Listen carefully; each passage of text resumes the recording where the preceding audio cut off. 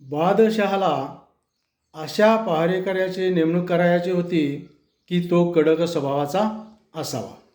राजाने किंवा बादशहाने आपल्या शिपायाला सांगितले, राज्यामध्ये दौंडीपीठ आणि मुलाखतीसाठी इच्छुक लोकांना बोलावून घे.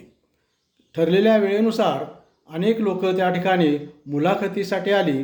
त्यापैकी बादशहाने त्यांची तोंडी मुलाखत घेतली आणि 5 लोकांची निवड केली.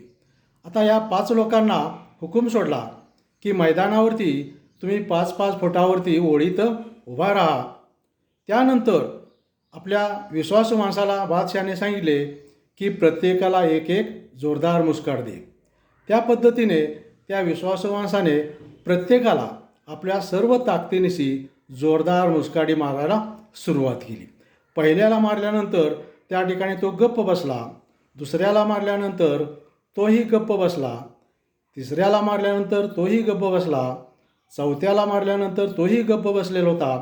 कारण आपली नेमणूक या ठिकाणी होईल, आपण काही बोलायचं नाही. त्यानंतर 5व्या उमेदवाराला या माणसानं मुस्काड मारली. त्यावेळी 5व्या उमेदवारानं त्या ठिकाणी मारणाऱ्याला जोरदार मुस्काड दिली आणि त्या ठिकाणी त्याला खालीच पडला. त्यावेळी बादशाह म्हटला, शाबास शाबास, या ठिकाणी याच माणसाची आपण पहारेकरी म्हणून नेमणूक करावायची आहे. आणि अशा पद्धतीने त्याची नेमणूक त्या ठिकाणी झाली. धन्यवाद.